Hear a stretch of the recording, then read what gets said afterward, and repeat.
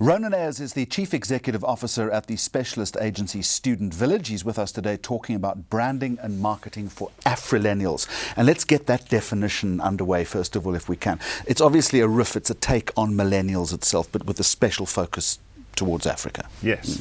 So we're often brought into companies to help them understand the youth markets. And when we're drawing on research, we often find that there's only international research based on millennials.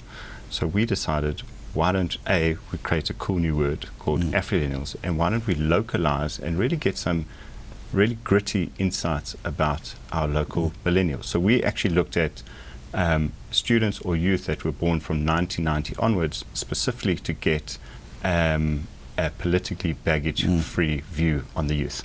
And this is a very important market for brands, increasingly so. Ronen, why is that? So this is a huge market. One is it's evergreen. It's always going to be there. There are students, new students coming into the system, and students that leave every year. They get money. Their money is all disposable. When we checked this year, our research said it was on average 2,700 Rand a month, and they don't save. They save for the next purchase. They want to blow it all. So this is the 777 in the jackpot machine for any brand, but you would also tell me that brands perhaps don't necessarily know how to engage, understand and build on the insights pertaining to that demographic. Where is the disconnect? So the disconnect is they feel that students are all online, and that students, so while they spend a lot of their time online, they may not necessarily be buying online. So they browse online and shop in store. What we also find is what you're saying is brands think they're totally online, and that's fallacious. That's yes. not true at all. They actually have some really old school beliefs when it comes to transacting. They actually prefer cash. Unless they can't afford something, then they prefer a store card. What we find though is that a lot of marketing managers and marketing directors hold on to their own beliefs of when they were a student. So when I was a student, all I did was drank beer, and I got drunk, and I wasn't serious about anything. But things have changed for you now, of course. Absolutely. Yes. Okay. But that's a different interview. Okay. What we're seeing is that students are connected to the world. They spend a lot of time online, as I mentioned. They're also watching trends. They are the hotbed of where trends are set locally, and just like the rest of the country, students are a microcosm of what's happening. So they are very image conscious. They're very consumer driven, and really the expression of happiness is what I have, what I look like, what I can project, as opposed to what I'm so how does feeling. that then translate into the spending dynamic in the store? Because that's one of the recent studies that you've just done. Absolutely. So what we find is that students are fickle in what they spend on. They're very hard to predict.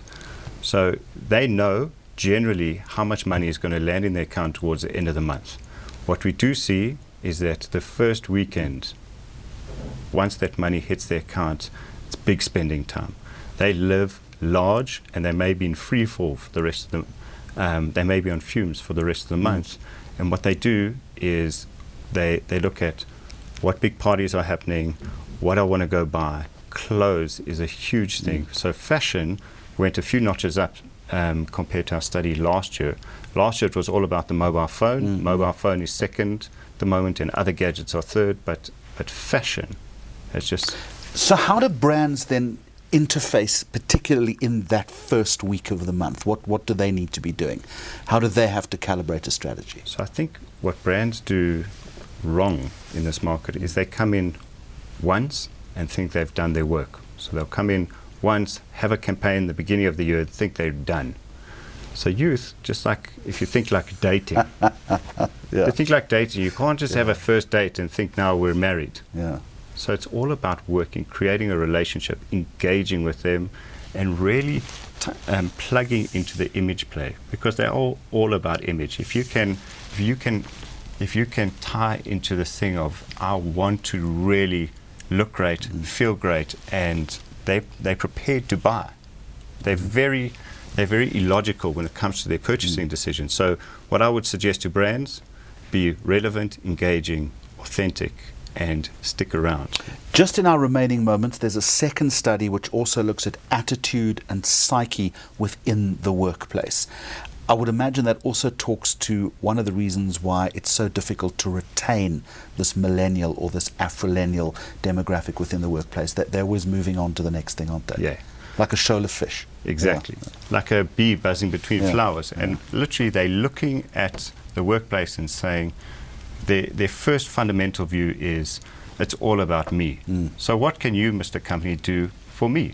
I want this whole list of almost demands that I expect of you, because the company I choose best projects what I see myself in the world. I want you to be a global player. I want you to be involved in multiple markets. I want you to be good to the community. I want you to train and develop me, and I'm not prepared to commit to you for long.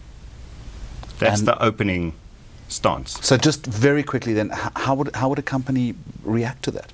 So, Or do you, I mean, you can't corral them, you can't noose them in, can you? I advise companies, if this is what you're dealing with, then all you have to do is you have to map out a path for them for 3 years.